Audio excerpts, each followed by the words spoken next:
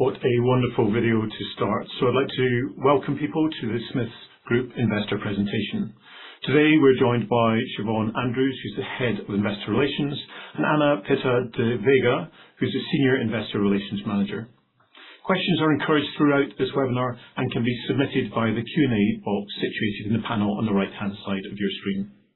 I'd now like to hand over to Siobhan to begin the presentation. Siobhan, over to you. Great, thank you very much. And good afternoon, everyone, and thank you for joining us today. We'll cover an overview of Smiths first, including our strategic actions to reposition the portfolio, which we launched last year, and then we'll provide an update on our recent performance, having announced our H1 results last month. And then, as Scott said, we'll have plenty of time at the end for Q&A. We could go to the next slide. Thank you. We've been around since 1851 and listed on the FTSE for more than 100 years. Today, we are an £8 billion market cap industrial engineering company. Our technology helps our customers every day solve their most challenging engineering problems. You'll find Smiths products across a range of settings. John Crane's highly engineered seals are present in energy projects globally, and Flex-Tek's HVAC products, heating, ventilation, air conditioning products, are in 50% of the houses in the US market. Today, Smiths generates around £1.9 billion in revenue and around £390 million in operating profits. We are a truly global business with almost 11,000 employees across the world. We could go to the next slide. And the next slide. 2026 marks a significant year of progress for us as we reposition Smiths towards higher growth and higher returns markets.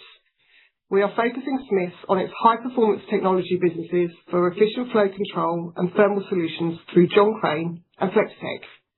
They have complementary business models and financial profile, offering a significant potential for growth and value creation. They operate in attractive markets, have a high level of recurrent revenue, and expansion opportunities both from an organic and inorganic perspective. These businesses are customer-centric with leading positions in growing markets. As a reminder, John Crane provides highly engineered seals and associated products and aftermarket services to both energy and industrial customers. The performance of these seals are critical to our customers' operations in supporting uptime, safety and reliability. John Crane has a long and strong reputation of quality and service capability, which positions them as a market leader in their space. Flex-Tek supplies multi-ducting and tubing, which enables heating and cooling of buildings through HVAC systems, industrial process heating and cooling solutions, and fluid and gas conveyance in aircraft. Their strong customer relationships, nationwide presence in the US, innovative products and reputation for quality and reliability all contribute to a strong market position. Our businesses have a strong three-cycle financial track record with momentum, and this is underpinned by our disciplined capital allocation policy and enhanced shareholder returns. We have a sizable share buyback program currently underway and further returns to come. Next slide. To focus the portfolio on John Crane and Flex-Tek, in January of last year, we announced a number of strategic actions. This decision reflected a recognition that despite an improved track record of performance, Smiths shares traded at a notable discount to the high-quality peers within the sector, with the value inherent in our businesses not fully recognised by the market. To unlock this value, a decision was made to separate Smiths Interconnect via a sale and Smiths Detection via either sale or demerger. During the first half of our fiscal year 2026, we executed these major portfolio actions. We agreed the sales of both Interconnect and Detection ahead of schedule for a total value of £3.3 billion. And these were at highly attractive multiples that were above market expectations. The sale of Interconnect is now completed, and we remain on track to complete Detection before the end of this calendar year.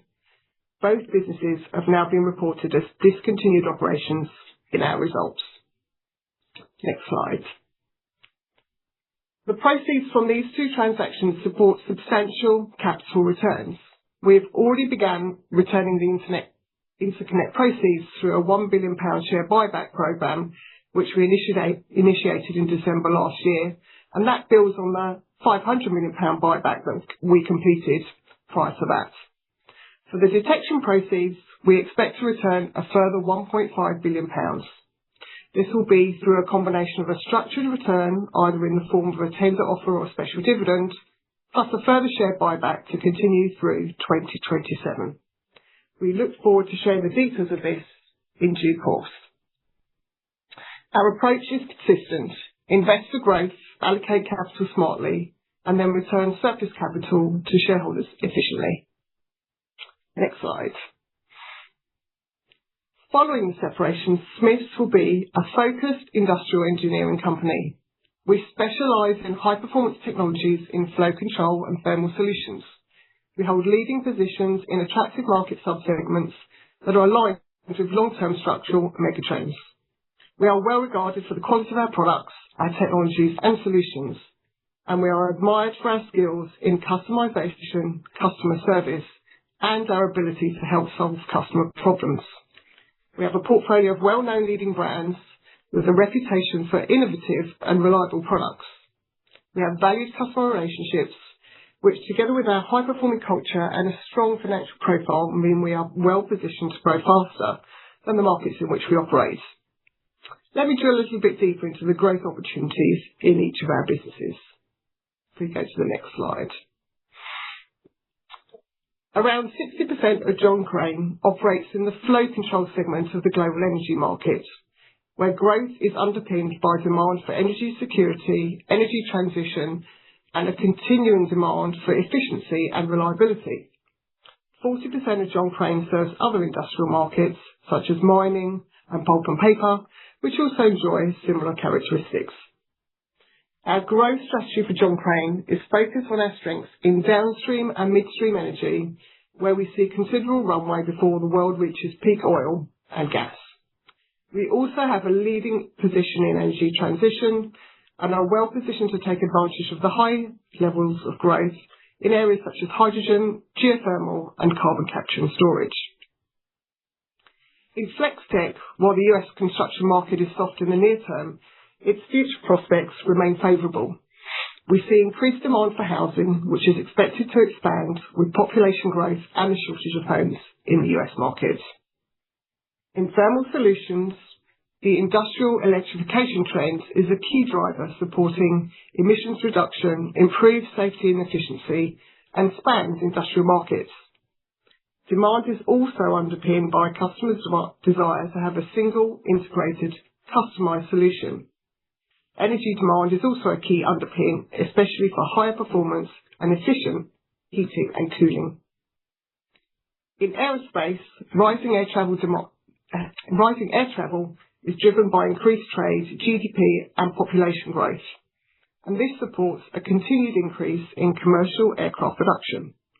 And heightened security concerns support an increase in defence spending, also increasing demand for new aircraft. In our key end markets, these trends underpinned a market CAGR forecast of 4 to 5% over the next decade. Our customer market approach ensures we fully leverage our leading market positions and the underlying growth trends to drive performance and take advantage of these multi-year tailwinds. Next slide.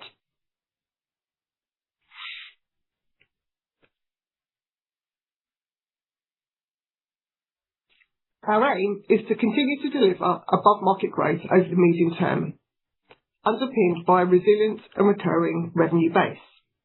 This provides a strong foundation for sustainable performance. We have set out the initiatives we are focusing on to drive this enhanced growth. Leveraging our existing portfolio and long-term customer relationships, driving innovation through new product development and commercialisation, driving commercial and operational excellence, and accessing higher growth and higher market adjacencies, both organically and through targeted acquisitions. We lay out here our strategic approach within each of our businesses and highlight a few examples. Pricing is another key area of focus to ensure we capture price that reflects the value we deliver for our customers and also underpins future growth. This multifaceted approach ensures that we remain well positioned to outperform in our markets over the medium term, supporting our 5 to 7% organic revenue growth target. Next slide. On this slide, we have set out some examples of the initiatives we have recently executed. John Crane signed a multi-year reliability management agreement with a major energy company, improving their equipment reliability and standardising performance across their global operations. Flex-Tek extended a 30-year partnership with a space customer and is renegotiating its long-term agreements with major aircraft engine manufacturers. These agreements grow and sustain recurring revenue and customer intimacy across a cycle. In innovation, John Crane recently launched its coaxial separation seal, which sets a new benchmark in its category and has had positive take-up with customers. Flex-Tek's Blue Series offers enhanced emissions control and ease of installation and has also been well received by their customers. Operationally, investments in automation and machining upgrades, most notably at John Crane, improve delivery and lead times. This helps us capture orders, earn price and expand market share, supporting growth. And finally, accessing market adjacencies. Here, we have initiated our thermal solution strategy in Flex-Tek to access high-growth market subsegments. Next slide. To drive active acquisition strategy to supplement our organic revenue growth. This has particularly been the case at Flex-Tek, where we have made a number of acquisitions to broaden our geographic position in construction and extend our product offering, particularly in heating and cooling solutions.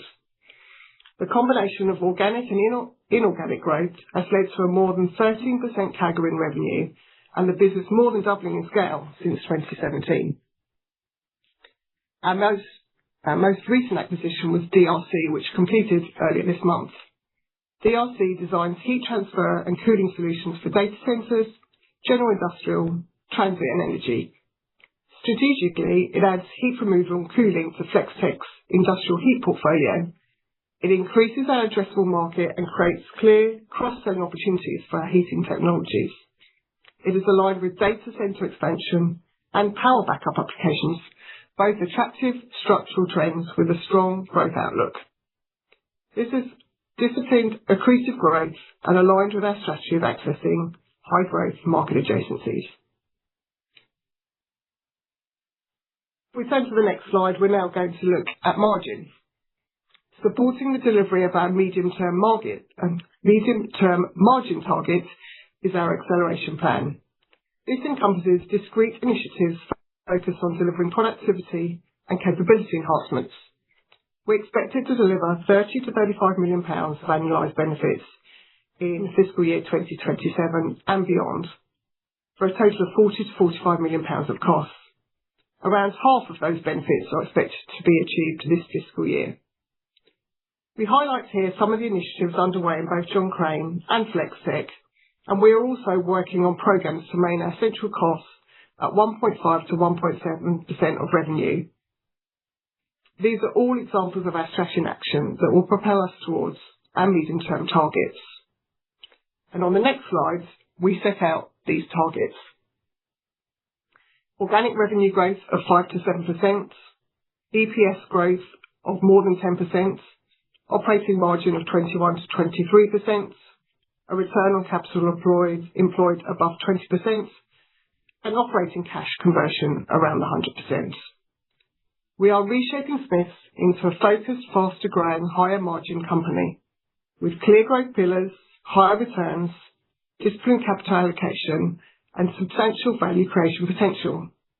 This is how we will deliver enhanced returns and support a premium rating for Smiths.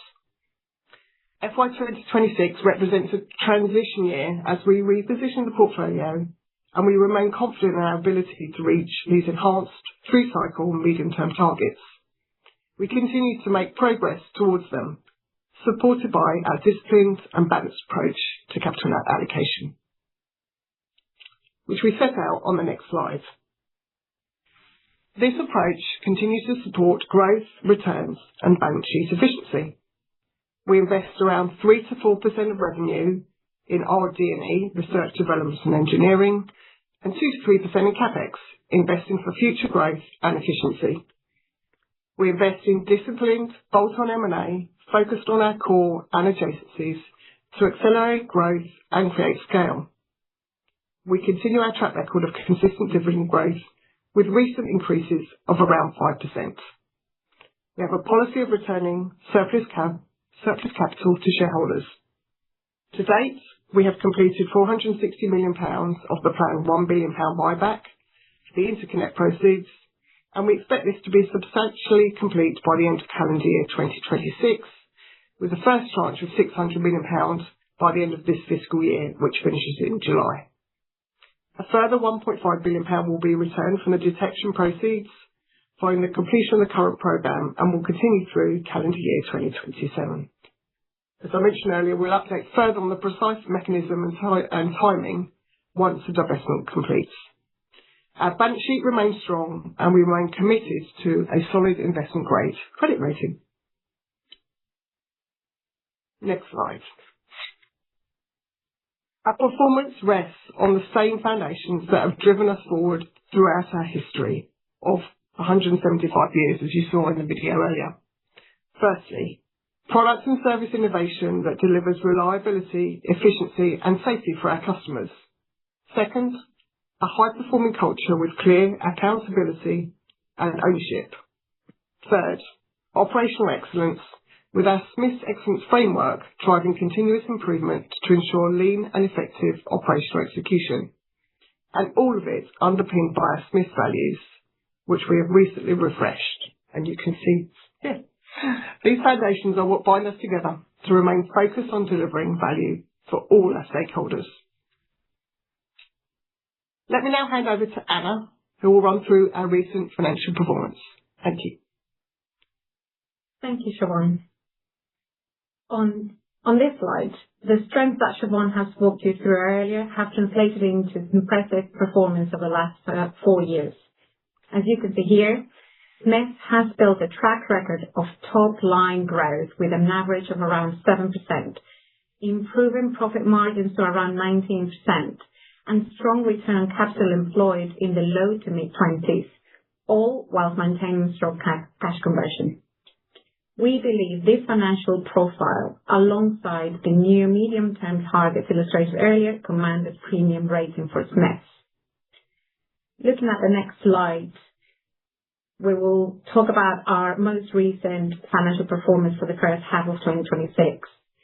Smiths delivered organic revenue growth of 0.4%, starting with John Crane. Our mechanical seals business grew 2% in the first half, with momentum building across the half and led by growth in energy. Q2 registered growth in the mid-single digits on the back of a strong order book and improvements in operational execution following the automation and machining capacity upgrades.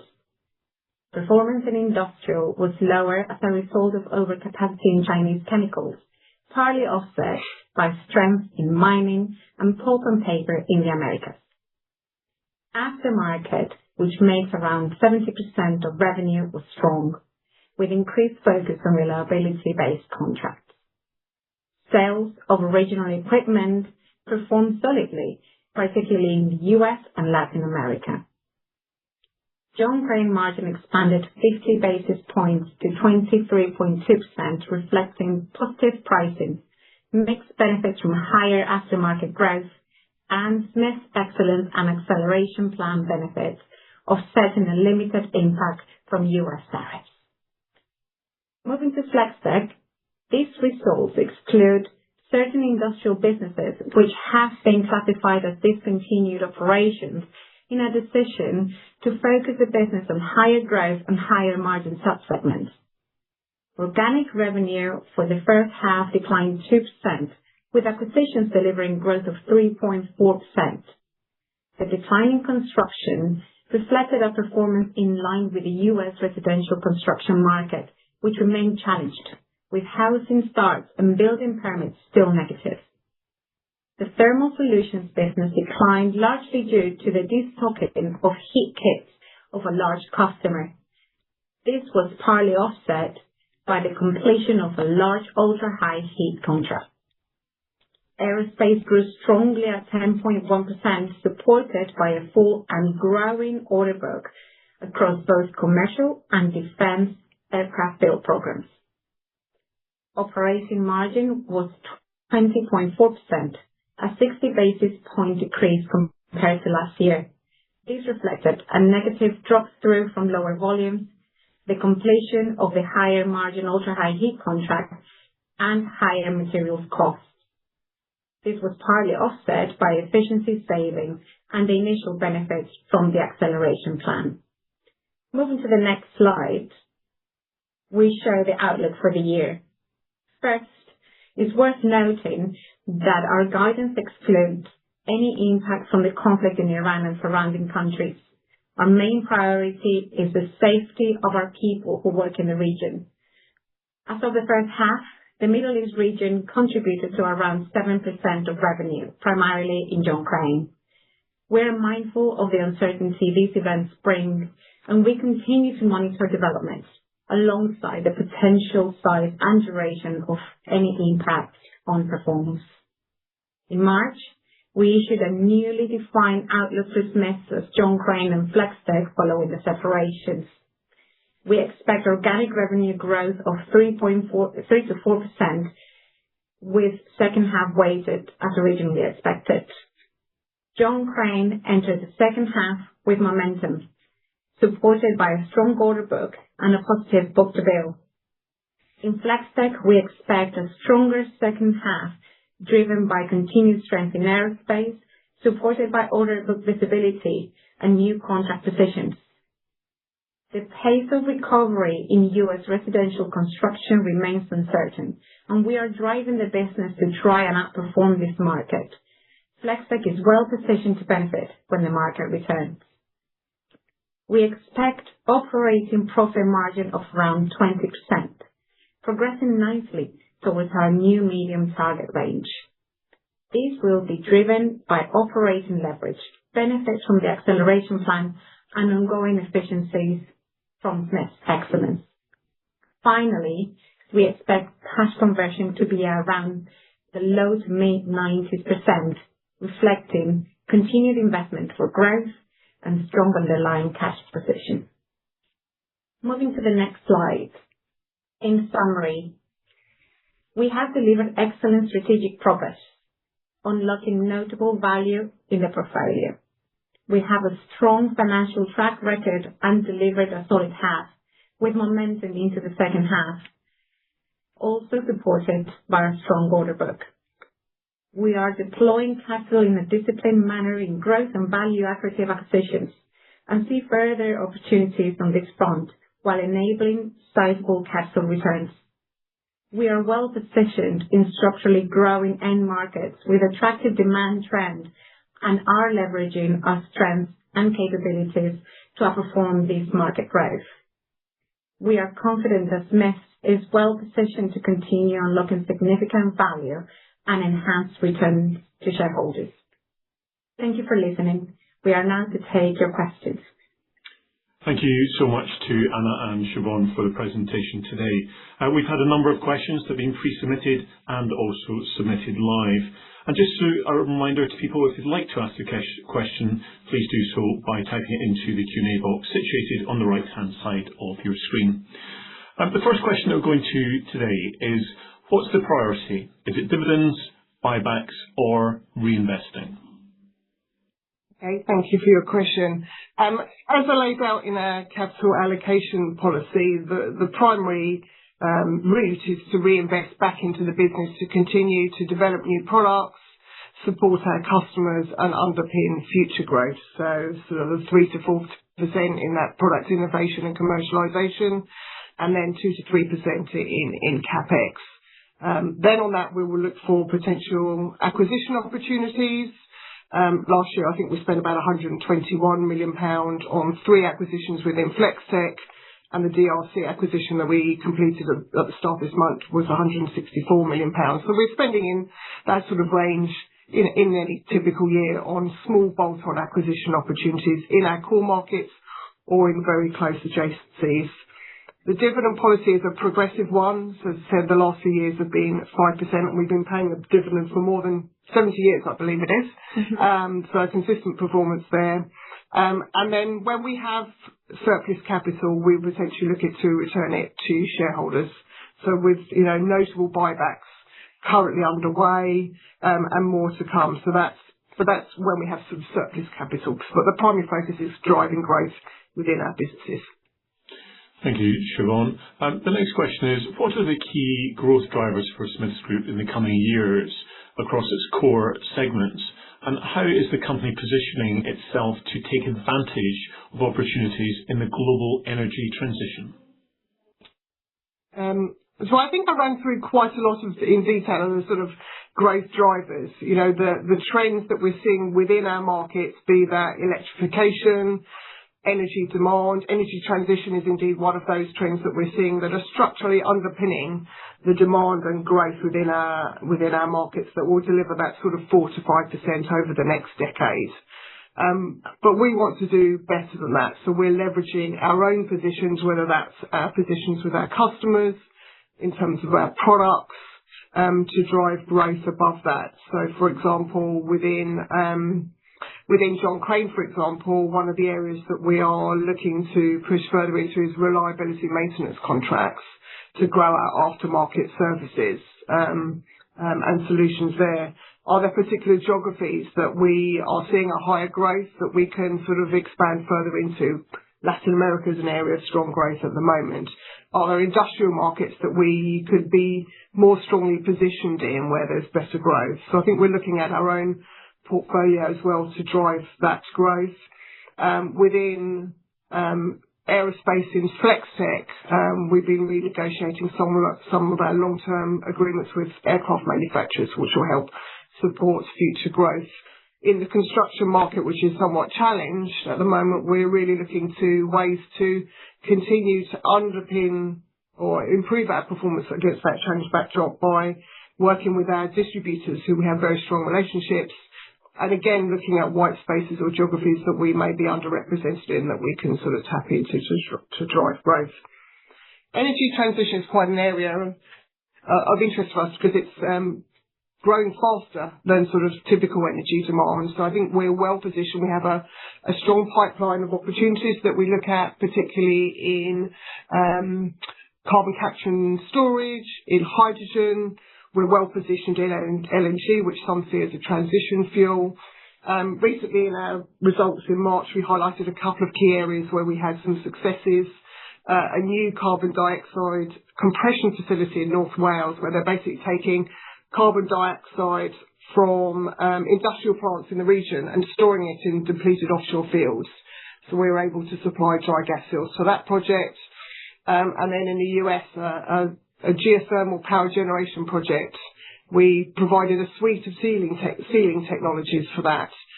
So I think we're very well positioned to capture growth in that area. We've got a good reputation. We've got great products. We've got service capability, and that's really helping support customers in those type of projects. Thank you. Next question is, what recent innovations or technologies differentiate Smiths from its competitors?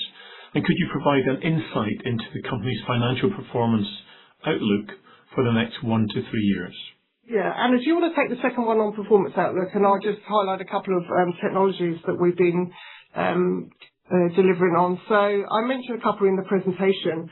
John Crane's coaxial separation seal has been sort of well received by customers. It really is a strong performer in terms of nitrogen management, emissions control, can operate at extreme temperatures and pressures, so that's been well received by customers. We have a sealed duct system in FlexTech, which is their Blue Series. This has 0 emissions, much easier to install in a house HVAC system.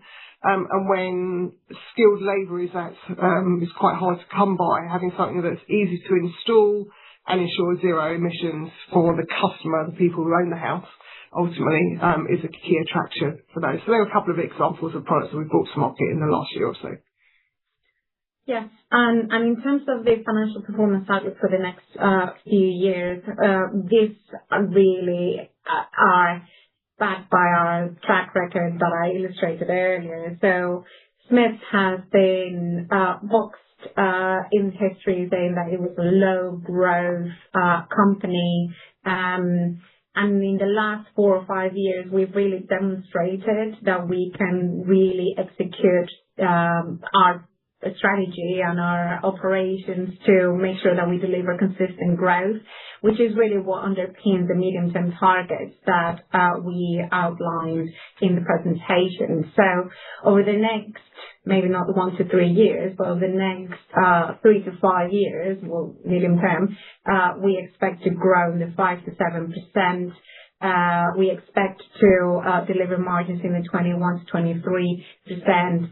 And the thing is that once we are in that 21 to 23 margin range, which is really what premium capital goods companies trade at, then we have an ability to reinvest for growth again.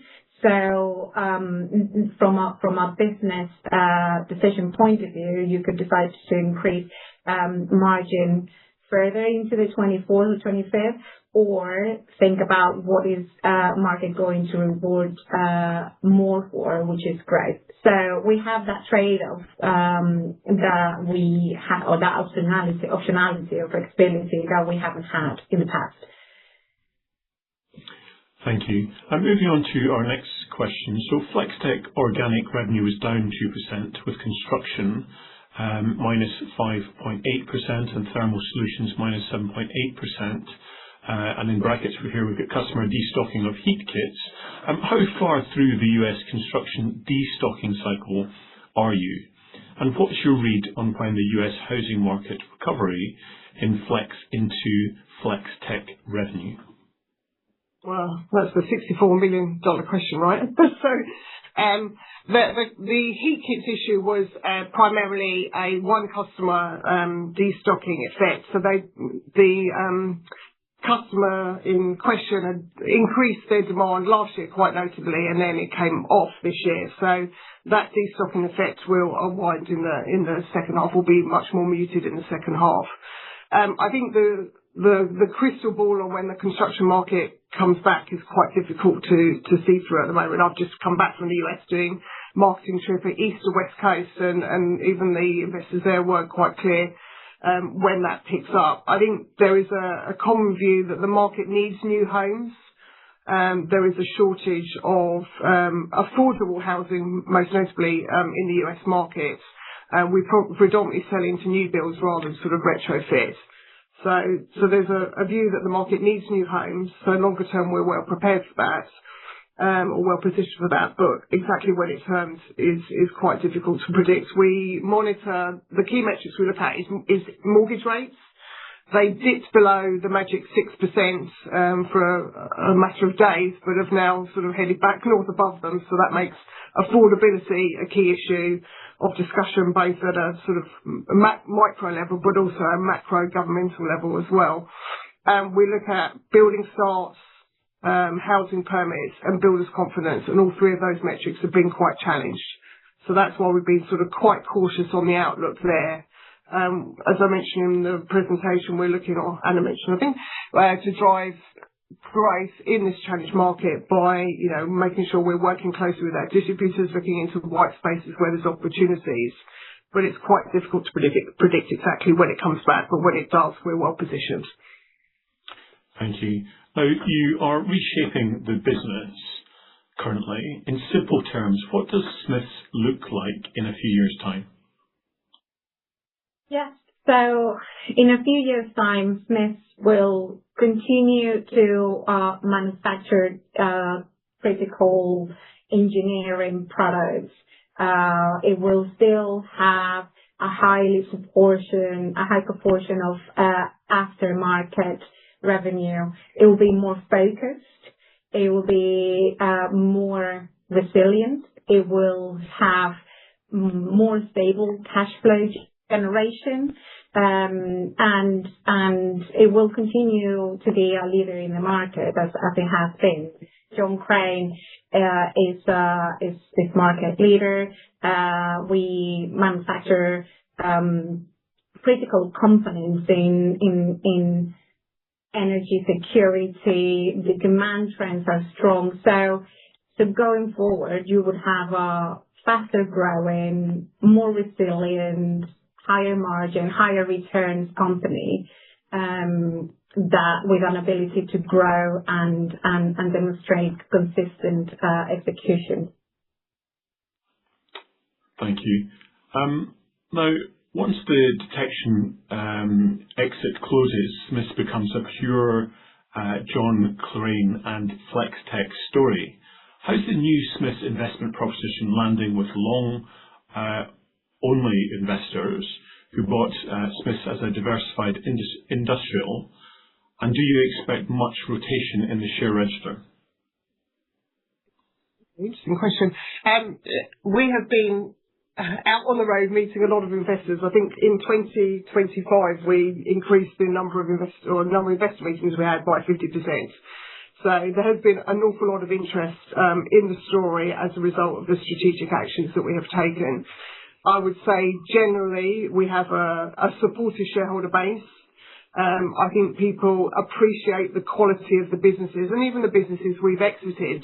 You know, we haven't separated into Connect and Detection because we didn't like the businesses, and we've actually exited them at a position of good strength. They were the ones that grew the most in the last year or so.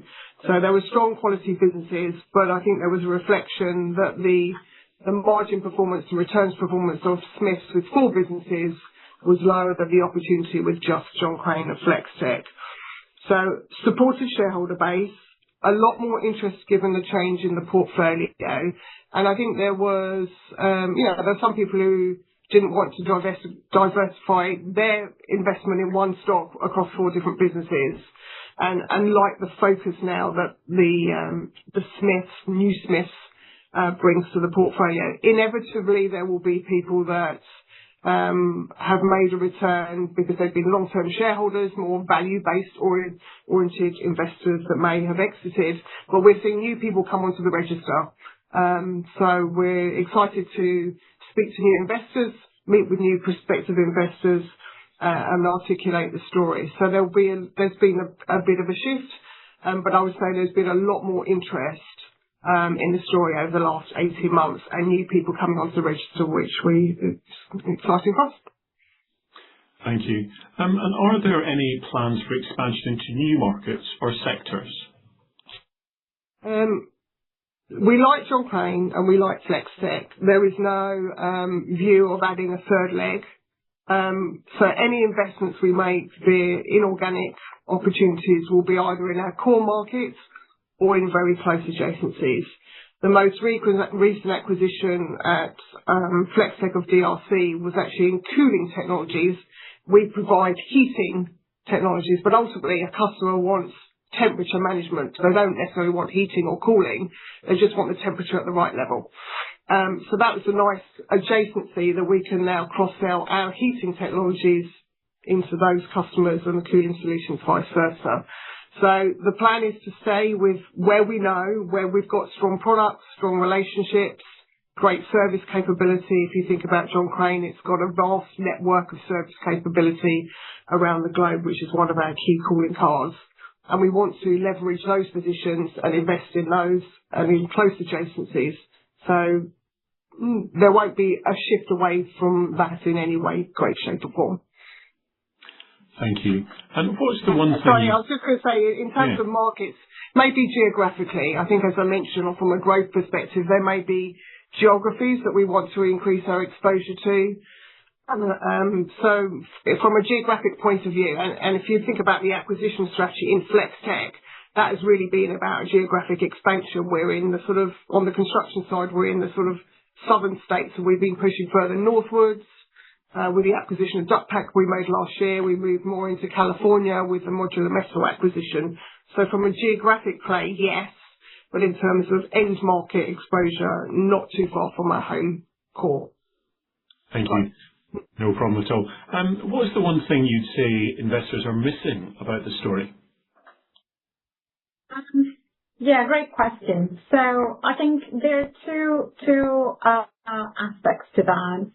As Siobhan said, there have been quite a few people who had not followed Smith closely in the last few years. So obviously, as the equity story has changed, there's renewed interest about what the business is, and also coming from being a four-business company to a two-business company, if you like, then people are going deeper and trying to understand the sub-layers within John Crane and FlexTech and what are the growth prospects for that.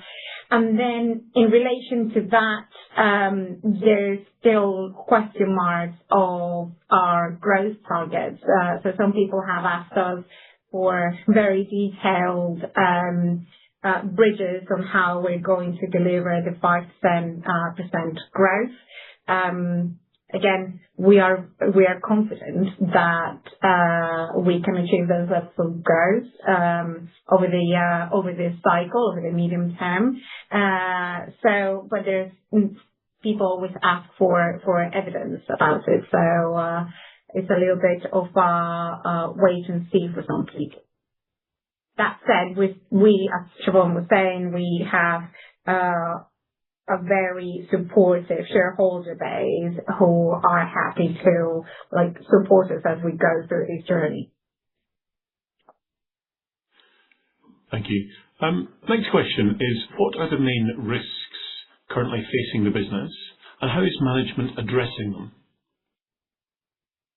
I think the risks are more macro because we don't have the control of that. So the construction market in the US being challenged, as to the earlier question, it's not quite clear when that market is going to turn. So, but we need to continue to drive the business forward to try and to hit growth, even in a more challenged backdrop. So as I mentioned, we're sort of working with distributors, tapping into white spaces, controlling costs, obviously, because if your volume is and growth is not coming through as you would like because of the market backdrop, you need to make sure costs are kept within control. So I think it's more from a macro point of view. Obviously, the conflict in the Middle East is another risk that we need to manage. It will no doubt cause short-term disruption and impact in some way, but it also creates opportunity. Energy security will become front and centre for the world, but we need to manage manage and support with our customers through this sort of interim period where there'll be disruption. So I think there's lots of things we can control in terms of driving new product development, keeping costs under control, delivering on our acceleration plan benefits. So I think we worry more about the things we can't control, which are more macro related. But we continue to push the business forward to operate in that environment. Thank you, Siobhan. Following the detection disposal, will there be a drag from the central overhead as the overall revenue base is lower? And if so, how do you plan to mitigate that?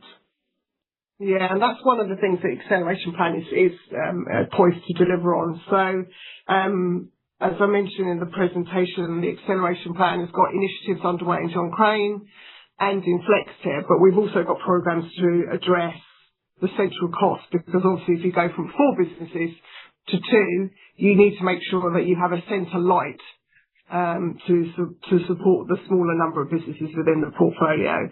And these may be simple things where, somebody leaves and they're not replaced.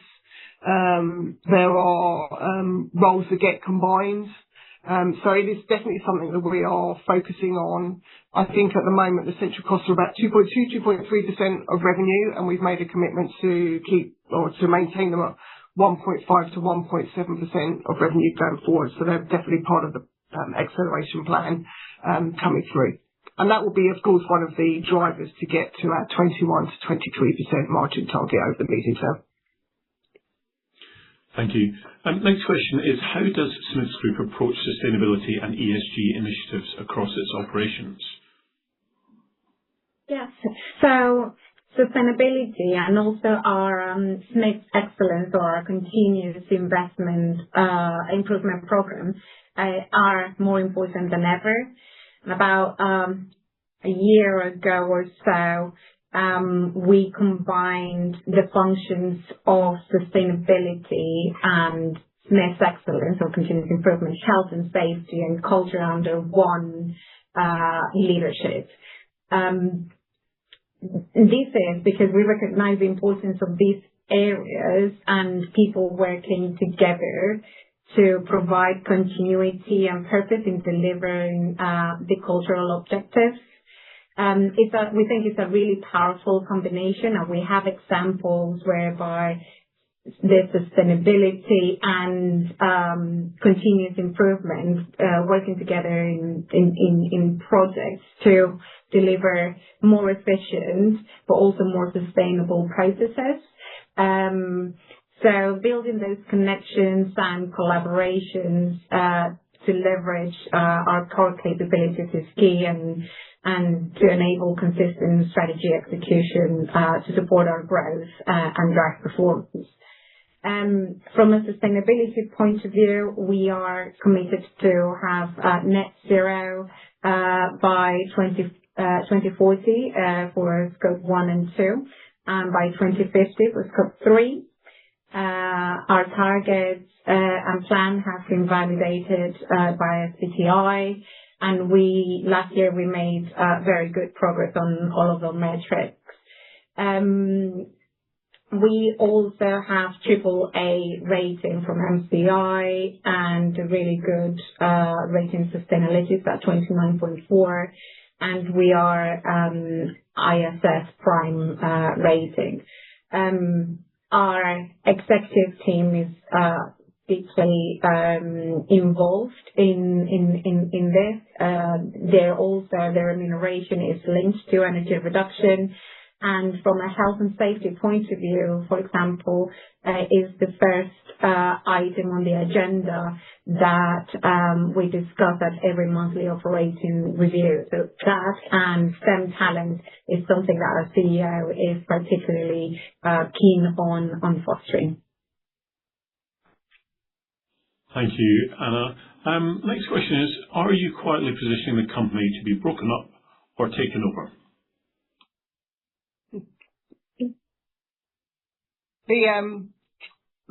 We like John Crane and we like FlexTech.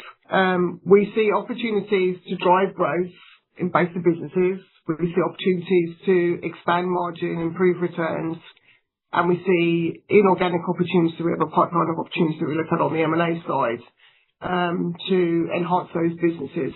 So we think we've got a lot of opportunity within our portfolio today to continue to drive forward and create value for all of our stakeholders.